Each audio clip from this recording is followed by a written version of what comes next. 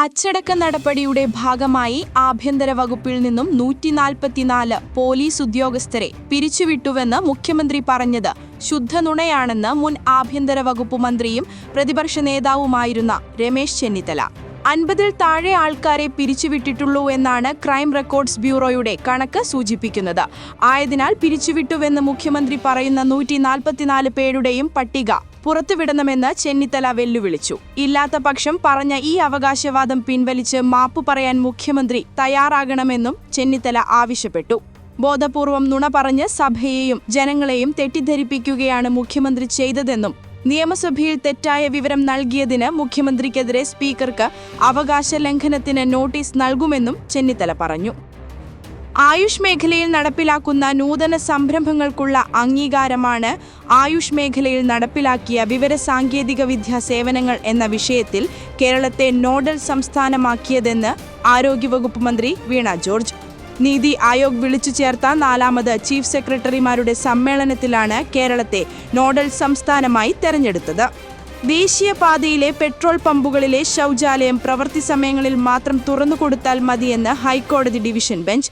24 മണിക്കൂറും ശൗചാലയം അനുവദിക്കണമെന്ന സിംഗിൾ ബെഞ്ച് ഉത്തരവ് ഡിവിഷൻ ബെഞ്ച് തിരുത്തി. ശൗചാലയം ഉപഭോക്താക്കളല്ലാത്തവർ ഉപയോഗിക്കുന്നതിനെതിരെ പെട്രോൾ പമ്പ് ഉടമകൾ ശക്തമായ നിലപാടെടുത്തിരുന്നു. എന്നാൽ പമ്പുകളിലെ ശൗചാലയം പൊതുജനങ്ങൾക്കും സാധാരണക്കാർക്കും ഉപയോഗിക്കാൻ അനുവദിക്കണമെന്ന ഉത്തരവായിരുന്നു ഹൈക്കോടതി സിംഗിൾ ബെഞ്ച് പുറപ്പെടുവിച്ചത്. അതേസമയം പമ്പുകളുടെ പ്രവൃത്തി സമയത്തിനനുസരിച്ച് മാത്രം ശൗചാലയം അനുവദിച്ചാൽ മതിയെന്നാണ് ഡിവിഷൻ ബെഞ്ച് വ്യക്തമാക്കിയത്. കോൺഗ്രസ് വർക്കിംഗ് കമ്മിറ്റി അംഗവും മുൻ മുഖ്യമന്ത്രിയുമായ എ.കെ. ആന്റണിക്കെതിരെ SNDP യോഗം മുൻ general secretary advocate K. Gopinathan. ശിവഗിരിയിലെ പോലീസ് അതിക്രമത്തിന് ഉത്തരവിട്ടത് എ.കെ. ആന്റണിയാണെന്നും ചെയ്യേണ്ടത് ചെയ്തെങ്കിൽ ഖേദം പ്രകടിപ്പിക്കേണ്ടി വരില്ലായിരുന്നുവെന്നും ഗോപിനാഥൻ പറഞ്ഞു. ഗോപിനാഥന്റെ പരാമർശത്തിൽ വിവാദത്തിന് താനില്ലെന്ന് എ.കെ. ആന്റണി വ്യക്തമാക്കി. ഇതിന് പിന്നാലെയാണ് വീണ്ടും വിമർശനവുമായി ഗോപിനാഥൻ രംഗത്തെത്തിയത്. നടി റെനി ആൻ ജോർജ് നൽകിയ സൈബർ ആക്രമണ പരാതിയിൽ കേസെടുത്ത് സൈബർ പോലീസ്. ആലുവ സൈബർ പോലീസാണ് കേസെടുത്തിരിക്കുന്നത്.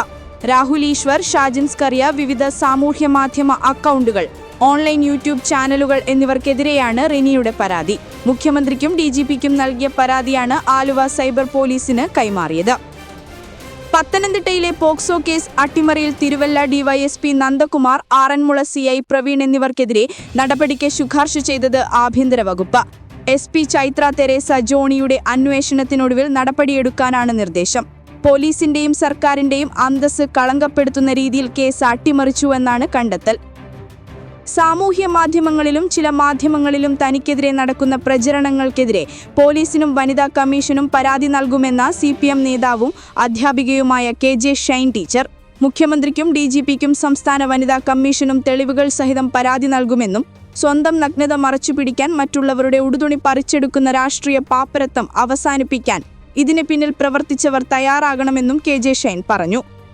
തനിക്കെതിരെ ഉണ്ടായ സൈബർ ആക്രമണത്തിന് പിന്നിൽ രാഷ്ട്രീയ ഗൂഢാലോചനയുണ്ടെന്ന് KN ഉണ്ണികൃഷ്ണൻ MLA പറഞ്ഞു.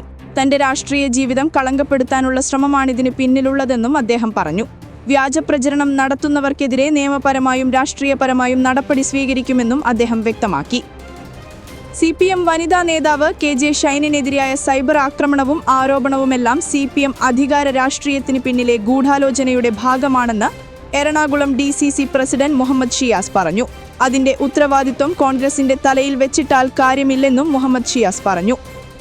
നിലനിൽപ്പിന് വേണ്ടി മാത്രമല്ല, നവീകരണത്തിനും പ്രതിരോധത്തിനും വളർച്ചയ്ക്കും കേരളം എപ്പോഴും സമുദ്രങ്ങളെയാണ് ഉറ്റുനോക്കിയിട്ടുള്ളതെന്ന് കേരള യൂറോപ്യൻ യൂണിയൻ കോൺക്ലേവിന് മുന്നോടിയായുള്ള സംയുക്ത പ്രസ്താവനയിൽ മുഖ്യമന്ത്രി പിണറായി വിജയൻ പറഞ്ഞു.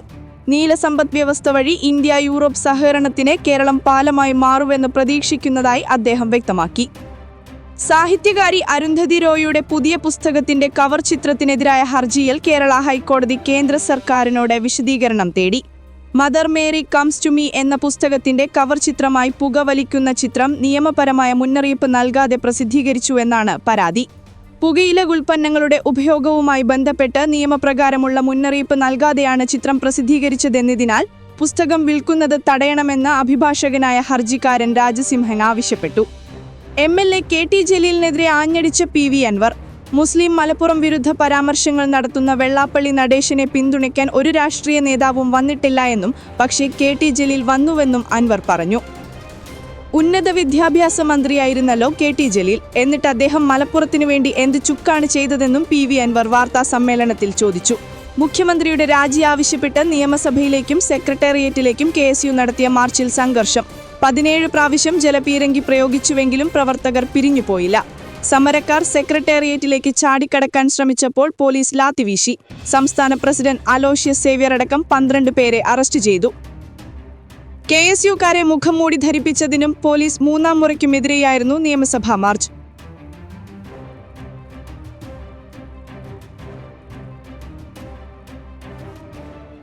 രാഹുൽ മാങ്കുട്ടത്തിനെതിരായ കേസിൽ നിർണായക നീക്കവുമായി പോലീസ്. അന്വേഷണ സംഘത്തിൽ IPS ഉദ്യോഗസ്ഥയെ കൂടെ ഉൾപ്പെടുത്തിയിട്ടുണ്ടെന്നാണ് പുറത്തുവരുന്ന വിവരം. ഗർഭഛിദ്രം നടത്തിയെന്ന് പറയപ്പെടുന്ന യുവതിയുമായി ഇവർ സംസാരിച്ചുവെന്ന വിവരവുമുണ്ട്. നിലവിൽ ക്രൈംബ്രാഞ്ചാണ് കേസ് അന്വേഷിക്കുന്നതെങ്കിലും നേരിട്ടുള്ള പരാതി ലഭിച്ചിരുന്നില്ല. മൂന്നാം കക്ഷിയുടെ മൊഴിയുടെ സഹായത്തോടെയാണ് അന്വേഷണം തുടരുന്നത്.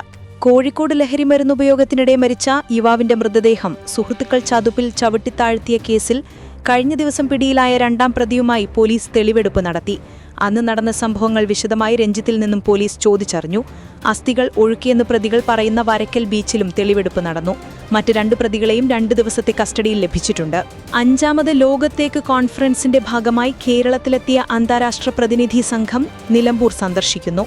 40ഓളം രാജ്യങ്ങളിൽ നിന്നുള്ള പ്രതിനിധികളാണ് തേക്ക് കോൺഫറൻസിൽ പങ്കെടുക്കാനായി കൊച്ചിയിലെത്തിയിട്ടുള്ളത്. 3 ദിവസങ്ങളിലായി നടന്ന വിശദമായ സെഷനുകൾക്ക് ശേഷം സംഘടിപ്പിക്കുന്ന ഫീൽഡ് വിസിറ്റിന്റെ ഭാഗമായാണ് പ്രതിനിധി സംഘം ലോകത്തിലെ ഏറ്റവും പഴക്കം ചെന്ന തേക്ക് പ്ലാന്റേഷനായ കനോളിസ് പ്ലോട്ട് സന്ദർശിക്കുന്നതിനായി നിലമ്പൂരിലേക്ക് തിരിക്കുന്നത്. തിരുവനന്തപുരം പേരൂർക്കട SAP ക്യാമ്പിലെ പോലീസ് ട്രെയിനി ആനന്ദിനെ മരിച്ച നിലയിൽ കണ്ടെത്തിയ സംഭവത്തിൽ ദുരൂഹതയെന്ന സഹോദരൻ അരവിന്ദൻ പേരൂർക്കട SHOയ്ക്കും SAP കമാൻഡന്റിനും കുടുംബം പരാതി നൽകി. ഇന്നലെ രാവിലെയാണ് ആനന്ദിനെ ബാരക്കിൽ തൂങ്ങി മരിച്ച നിലയിൽ കണ്ടെത്തിയത്. ആനന്ദ് 2 ദിവസം മുമ്പ് 2 കൈകളിലെയും ഞരമ്പ് മുറിച്ച് ആത്മഹത്യയ്ക്ക് ശ്രമിച്ചിരുന്നു. സഹപ്രവർത്തകരും പോലീസും ചേർന്ന് ആശുപത്രിയിൽ കൊണ്ടുപോയി പ്രാഥമിക ശുശ്രൂഷ നൽകുകയും കൗൺസിലിംഗ് നൽകുകയും ചെയ്തിരുന്നു. കണ്ണൂർ മട്ടന്നൂർ കോളാരിയിൽ മണ്ണിടിഞ്ഞു വീണുണ്ടായ അപകടത്തിൽ ഒരാൾ മരിച്ചു. കീഴ്പള്ളി സ്വദേശി മനീഷാണ് മരിച്ചത്. കുടിവെള്ള വിതരണ പൈപ്പിടുന്നതിനിടെയാണ് തൊഴിലാളികളായ കീഴ്പള്ളി സ്വദേശി മനീഷ്, ചെറുപുഴ സ്വദേശി തങ്കച്ചൻ എന്നിവർക്കാണ് പരിക്കേറ്റത്. അപകടത്തിൽ മനീഷിന് ഗുരുതരമായി പരിക്കേറ്റിരുന്നു. മണ്ണെടുക്കുന്നതിനിടെ ചെങ്കൽ ഭിത്തി ഇടിഞ്ഞു വീണതിനെ തുടർന്നാണ് അപകടം. ചാമ്പ്യൻസ് ബോട്ട് ലീഗ് സീസൺ 5ന്റെ സംസ്ഥാനതല ഉദ്ഘാടനം ഇന്ന് വൈകിട്ട് 4 മണിക്ക് കൈനകരി പമ്പയാറ്റിൽ വിനോദസഞ്ചാര പൊതുമരാമത്ത് വകുപ്പ് മന്ത്രി PM മുഹമ്മദ് റിയാസ് നിർവഹിക്കും. IPL ക്രിക്കറ്റ് മാതൃകയിലുള്ള ചുണ്ടൻ വള്ളങ്ങളുടെ ലീഗ് മത്സരമാണ് ചാമ്പ്യൻസ് ബോട്ട് ലീഗ് അഥവാ CBL. 3 മാസം നീളുന്ന 14 മത്സരങ്ങളുള്ള CBL ഡിസംബർ 6-ന് പ്രസിഡന്റ്സ് ട്രോഫിയോടെ സമാപിക്കും. കൃഷിവകുപ്പ് മന്ത്രി P. പ്രസാദ് അധ്യക്ഷനാകും. ഫിഷറീസ് സാംസ്കാരിക വകുപ്പ് മന്ത്രി സജി ചെറിയാൻ മുഖ്യാതിഥിയാകും. കൊടിക്കുന്നിൽ സുരേഷ് MP വിശിഷ്ടാതിഥിയാകും. തെക്കൻ കേരളത്തെ കേന്ദ്രീകരിച്ചാണ് CBL മത്സരങ്ങളിൽ ഭൂരിഭാഗവും നടക്കുന്നത്. മലബാർ മേഖലയിലും മധ്യ കേരളത്തിലും 3 മത്സരങ്ങൾ വീതം നടക്കും. ചാമ്പ്യൻസ് ബോട്ട് ലീഗ് പ്രമാണിച്ച് കുട്ടനാട് താലൂക്കിലെ കൈനകരി ഗ്രാമപഞ്ചായത്തിൽ ഇന്ന് പ്രാദേശിക അവധി പ്രഖ്യാപിച്ച് ജില്ലാ കളക്ടർ. ഇവിടുത്തെ എല്ലാ സർക്കാർ ഓഫീസുകൾക്കും വിദ്യാഭ്യാസ സ്ഥാപനങ്ങൾക്കും ഇന്ന് അവധിയായിരിക്കും. അതേസമയം പൊതുപരീക്ഷകൾ മുൻനിശ്ചയിച്ച പ്രകാരം നടക്കുമെന്നും കളക്ടർ അറിയിച്ചു. തമിഴ്നാടിന്റെ അവകാശങ്ങളും ഭാഷയും സ്വത്വവും സംരക്ഷിക്കുമെന്നും തമിഴ്നാടിനെ ഒരിക്കലും തലകുനിക്കാൻ അനുവദിക്കില്ലെന്നും മുഖ്യമന്ത്രി MK സ്റ്റാലിൻ. ദ്രാവിഡ മുന്നേറ്റ കഴകത്തിന്റെ സ്ഥാപക ദിനവും പെരിയാറിന്റെയും അണ്ണായുടെയും ജന്മവാർഷികവും പ്രമാണിച്ച് കരൂരിൽ നടന്ന മുപ്പരുംവിഴയിൽ പങ്കെടുത്ത് സംസാരിക്കുകയായിരുന്നു സ്റ്റാലിൻ. തമിഴ് ഹാസ്യനടൻ റോബോ ശങ്കർ അന്തരിച്ചു. 46 വയസ്സായിരുന്നു. ഷൂട്ടിംഗ് സെറ്റിൽ കുഴഞ്ഞുവീണ ഒരാഴ്ചയായി ചെന്നൈയിലെ ഒരു സ്വകാര്യ ആശുപത്രിയിൽ ചികിത്സയിലായിരുന്നു. ഇന്നലെ രാത്രി 8:30ഓടെയായിരുന്നു അന്ത്യം. ആശുപത്രിയിൽ പ്രവേശിപ്പിച്ചതിനു ശേഷം കരളും വൃക്കയും തകരാറിലായതായി റിപ്പോർട്ടുകളിൽ പറയുന്നു. ധർമ്മസ്ഥലയിൽ നിന്നും വീണ്ടും തലയോട്ടി കിട്ടിയതായി റിപ്പോർട്ട് കിട്ടി. ബംഗളേഗുഡെ വനത്തിൽ നിന്ന് ഇന്ന് ലഭിച്ചത് 2 തലയോട്ടികളാണ്. തലയോട്ടിക്കൊപ്പം അസ്ഥികൂടവും ലഭിച്ചിട്ടുണ്ട്. സമീപത്തു നിന്ന് 7 വർഷങ്ങൾക്ക് മുമ്പ് കാണാതായ ഒരാളുടെ തിരിച്ചറിയൽ കാർഡും തിരച്ചിലിൽ കിട്ടി. ഇതോടെ 2 ദിവസത്തെ തിരച്ചിലിൽ കിട്ടിയ തലയോട്ടികളുടെ എണ്ണം 7ആയി. അദാനി ഗ്രൂപ്പ് ഓഹരി വിപണിയിൽ വൻ തട്ടിപ്പ് നടത്തിയെന്ന അമേരിക്കൻ ഷോർട്ട് സെല്ലർ കമ്പനിയായ ഹിൻഡൻബർഗിന്റെ റിപ്പോർട്ട് തള്ളി അദാനിക്ക് ക്ലീൻ ചിറ്റ് നൽകി സെബി. അദാനി ഗ്രൂപ്പിനെതിരെ ഉയർന്ന ഓഹരി വിപണിയിലെ കൃത്രിമം കാണിച്ചെന്ന ആരോപണങ്ങളിൽ കഴമ്പില്ലെന്നാണ് securities and exchange board of ഇന്ത്യയുടെ കണ്ടെത്തൽ. ഇതിന്റെ അടിസ്ഥാനത്തിൽ അദാനി ഗ്രൂപ്പിനെതിരായ നടപടികൾ അവസാനിപ്പിക്കും. അദാനി ഗ്രൂപ്പിനെതിരായ വാർത്തകൾ വിലക്കിയ ഉത്തരവ് ഡൽഹി രോഹിണി കോടതി റദ്ദാക്കി. സിവിൽ കോടതിയുടെ ഉത്തരവ് നിലനിൽക്കില്ലെന്ന് നിരീക്ഷിച്ചാണ് 4 മാധ്യമപ്രവർത്തകരെ വാർത്ത നൽകുന്നതിൽ നിന്നും വിലക്കിയ ഉത്തരവ് കോടതി റദ്ദാക്കിയത്. രവി നായർ അടക്കം 4 മാധ്യമപ്രവർത്തകർ നൽകിയ അപ്പീലിലാണ് കോടതി ഉത്തരവ്. പ്രതിപക്ഷ നേതാവ് രാഹുൽ ഗാന്ധി തെറ്റിദ്ധാരണ പടർത്താൻ ശ്രമിക്കുന്നുവെന്ന് ആഭ്യന്തരമന്ത്രി അമിത്ഷാ. രാഹുൽ നടത്തിയ യാത്ര വോട്ട് മോഷണത്തിനെതിരെയായിരുന്നില്ലെന്നും അത് നുഴഞ്ഞുകയറ്റക്കാരെ സംരക്ഷിക്കാൻ വേണ്ടിയായിരുന്നുവെന്നും അമിത്ഷാ ബീഹാറിലെ റോത്താസിൽ നടന്ന റാലിയിൽ BJP പ്രവർത്തകരെ അഭിസംബോധന ചെയ്ത് സംസാരിക്കവേ പറഞ്ഞു. മുഖ്യ തിരഞ്ഞെടുപ്പ് കമ്മീഷണർക്കെതിരെ ഗുരുതര ആരോപണങ്ങൾ ഉയർത്തി രാഹുൽ നടത്തിയ വാർത്താ സമ്മേളനത്തിന് പിന്നാലെയാണ് രാഹുലിനെതിരെ ആഞ്ഞടിച്ച അമിത്ഷാ രംഗത്തെത്തിയത്. കേന്ദ്ര തിരഞ്ഞെടുപ്പ് കമ്മീഷനെതിരെ കോൺഗ്രസ് നേതാവ് രാഹുൽ ഗാന്ധി ഉന്നയിച്ച വോട്ട് മോഷണ ആരോപണങ്ങൾക്കെതിരെ രൂക്ഷ വിമർശനവുമായി മുതിർന്ന BJP നേതാവ് അനുരാഗ് താക്കൂർ. രാഹുൽ ഗാന്ധിയുടെ അടിസ്ഥാനരഹിതമായ ആരോപണങ്ങൾ ഉന്നയിക്കുന്ന പതിവ് ശൈലിയാണെന്നും തുടർച്ചയായ തിരഞ്ഞെടുപ്പ് പരാജയങ്ങളിലെ നിരാശയാണ് ഇതിനു പിന്നിലെന്നും അദ്ദേഹം കുറ്റപ്പെടുത്തി. രാഹുൽ ഗാന്ധി ഹൈഡ്രജൻ ബോംബ് പൊട്ടിക്കുന്നതിനു പകരം പൂത്തിരി കത്തിച്ച് മടങ്ങിയെന്നും താക്കൂർ പരിഹസിച്ചു. അഹമ്മദാബാദിലെ വിമാനാപകടത്തിൽ ബോയിങ്ങിനും കോക്പിറ്റിലെ ഇന്ധന സ്വിച്ച് മാറ്റിയ ഹണിവെല്ലിനുമെതിരെ അമേരിക്കയിൽ കേസ് ഫയൽ ചെയ്ത മരിച്ചവരുടെ കുടുംബം അമേരിക്കയിലെ ഡെലവെയറിലെ കോടതിയിലാണ് കേസ് ഫയൽ ചെയ്തിരിക്കുന്നത്. ഇന്ധന സ്വിച്ച് തകരാറിലായതാണ് അപകട കാരണമെന്നാണ് കുടുംബങ്ങൾ ആരോപിക്കുന്നത്. ഇതാണ് അഹമ്മദാബാദ് വിമാനാപകടത്തിൽ US-ൽ കേസ് ഫയൽ ചെയ്യുന്നത്. ഖജുറോഹോയിലെ ജവാരി ക്ഷേത്രത്തിലെ വിഗ്രഹം പുനഃസ്ഥാപിക്കുന്നതിനെക്കുറിച്ചുള്ള ഹർജി പരിഗണിക്കുന്ന വേളയിൽ നടത്തിയ ദൈവത്തോട് പോയി പറയൂ എന്ന പരാമർശത്തിനെതിരെ പ്രതിഷേധമുയർന്ന സാഹചര്യത്തിൽ ഖേദം പ്രകടിപ്പിച്ച ചീഫ് ജസ്റ്റിസ് BR ഗവായി ഒരു മതത്തെയും വേദനിപ്പിക്കാൻ ഉദ്ദേശിച്ചിട്ടില്ലെന്നും ഇന്ത്യയുടെ നിരപേക്ഷതയിൽ തനിക്ക് പൂർണ്ണ വിശ്വാസമുണ്ടെന്നും എല്ലാ മതങ്ങളോടും എനിക്ക് ആഴത്തിലുള്ള ബഹുമാനമുണ്ടെന്നും തന്റെ പ്രസ്താവന ആരുടെയെങ്കിലും വികാരങ്ങളെ വ്രണപ്പെടുത്തിയെങ്കിൽ അതിൽ താൻ ഖേദിക്കുന്നുവെന്നും അദ്ദേഹം പറഞ്ഞു. കഴിഞ്ഞ ദിവസം ക്ഷേത്രത്തിലെ കേടുപാടുകൾ സംഭവിച്ച വിഷ്ണു വിഗ്രഹം പുനഃസ്ഥാപിക്കുന്നതിനെക്കുറിച്ചുള്ള ഹർജി പരിഗണിക്കുന്ന വേളയിൽ ചീഫ് ജസ്റ്റിസ് നടത്തിയ പരാമർശമാണ് വിവാദമായത്. ആണവശക്തികളായ ഇന്ത്യയും പാകിസ്ഥാനും തമ്മിലുള്ള യുദ്ധം താൻ ഇടപെട്ട് അവസാനിപ്പിച്ചെന്ന് വീണ്ടും അമേരിക്കൻ പ്രസിഡന്റ് ഡൊണാൾഡ് ട്രംപ്. വ്യാപാര ബന്ധമുണ്ടാകില്ലെന്ന് താക്കീത് നൽകിയാണ് താൻ ഇടപെട്ടതെന്നും ട്രംപ് വ്യക്തമാക്കി. ഇന്ത്യൻ പ്രധാനമന്ത്രി നരേന്ദ്രമോദിയോട് തനിക്ക് അടുത്ത ബന്ധമുണ്ടെന്നും സുഹൃത്തുകൂടിയായ മോദിയോട് താൻ സംസാരിച്ചുവെന്നും ട്രംപ് കൂട്ടിച്ചേർത്തു. ലോകത്തിലെ ആദ്യത്തെ ഹൈപവർ ലേസർ ഇന്റർസെപ്റ്റർ സിസ്റ്റം വിന്യസിച്ചു ഇസ്രായേൽ. അയൺ ബീമിന്റെ പുതിയ പതിപ്പാണ് ഇസ്രായേൽ വിന്യസിച്ചിരിക്കുന്നതെന്നാണ് വിവരം. ഈ സംവിധാനം ഏറ്റവും ഫലപ്രദവും യുദ്ധത്തിൽ വിജയകരമായി പരീക്ഷിച്ചതാണെന്നും ഇസ്രായേൽ അവകാശപ്പെടുന്നു. ഇന്ത്യയ്ക്ക് മേൽ ചുമത്തിയ താരിഫിൽ 25% അമേരിക്ക പിൻവലിക്കുമെന്ന സൂചന നൽകി മുഖ്യ സാമ്പത്തിക ഉപദേഷ്ടാവ് V. അനന്ത നാഗേശ്വരൻ. റഷ്യയിൽ നിന്ന് ക്രൂഡ് ഓയിൽ വാങ്ങുന്നതിനുള്ള പിഴ താരിഫായി ചുമത്തിയിരുന്ന 25% നവംബറോടെ പിൻവലിക്കുമെന്നാണ് വിവരം. വ്യാപാര കരാറിന് മേൽ ചർച്ച പുരോഗമിക്കുന്നതിനിടെയാണ് നിർണായക സൂചനകൾ പുറത്തുവരുന്നത്. തിരുവിന് പേരുള്ള ഇന്ത്യ, ചൈന തുടങ്ങിയ രാജ്യങ്ങളെ സമ്മർദ്ദത്തിലാക്കാനുള്ള അമേരിക്കൻ നീക്കം വിജയിക്കില്ലെന്ന് റഷ്യൻ വിദേശകാര്യമന്ത്രി സെർജി ലാവറോവ്. ഇന്ത്യയും ചൈനയും ഒന്നും അത്തരം അന്ത്യശാസനങ്ങൾക്ക് വഴങ്ങില്ലെന്ന് അദ്ദേഹം പറഞ്ഞു. റഷ്യയിൽ നിന്ന് എണ്ണ വാങ്ങുന്നത് നിർത്താൻ ചൈനയോടും ഇന്ത്യയോടും അമേരിക്ക ആവശ്യപ്പെടുന്നതിലൂടെ ഈ രാജ്യങ്ങൾ അമേരിക്കയിൽ നിന്നും കൂടുതൽ അകലുകയാണ് ചെയ്യുക എന്നും അദ്ദേഹം പറഞ്ഞു. ലോക അത്ലറ്റിക് ചാമ്പ്യൻഷിപ്പ് ജാവലിൻ ത്രോയിൽ നിലവിലെ ചാമ്പ്യൻ ഇന്ത്യയുടെ നീരജ് ചോപ്രയ്ക്ക് മെഡലില്ലാതെ മടക്കം. തന്റെ മികച്ച ദൂരം കണ്ടെത്താനാവാത്ത നീരജ് 8ാം സ്ഥാനത്താണ് ഫിനിഷ് ചെയ്തത്. അതേസമയം 86.27 മീറ്റർ ദൂരം താണ്ടി ഇന്ത്യയുടെ സച്ചിൻ യാദവ് 4ാം സ്ഥാനത്ത് ഫിനിഷ് ചെയ്തു.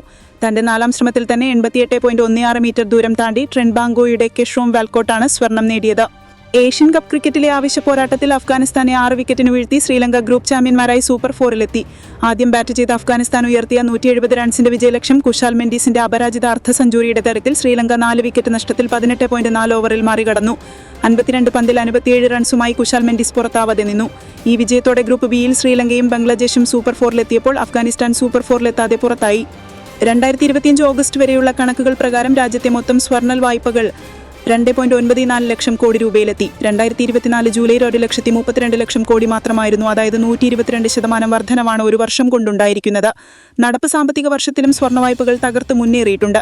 2024 സാമ്പത്തിക വർഷത്തിലെ 1 ലക്ഷം കോടിയിൽ നിന്നും 103% ഉയർന്ന് 2.1 ലക്ഷം കോടിയായി. അതായത് 103% വർധനവ്. വ്യക്തിഗത വായ്പകളിൽ 8%, ക്രെഡിറ്റ് കാർഡുകളിൽ 6% വാർഷിക വളർച്ച ആയി നിരക്കിയാണിത്.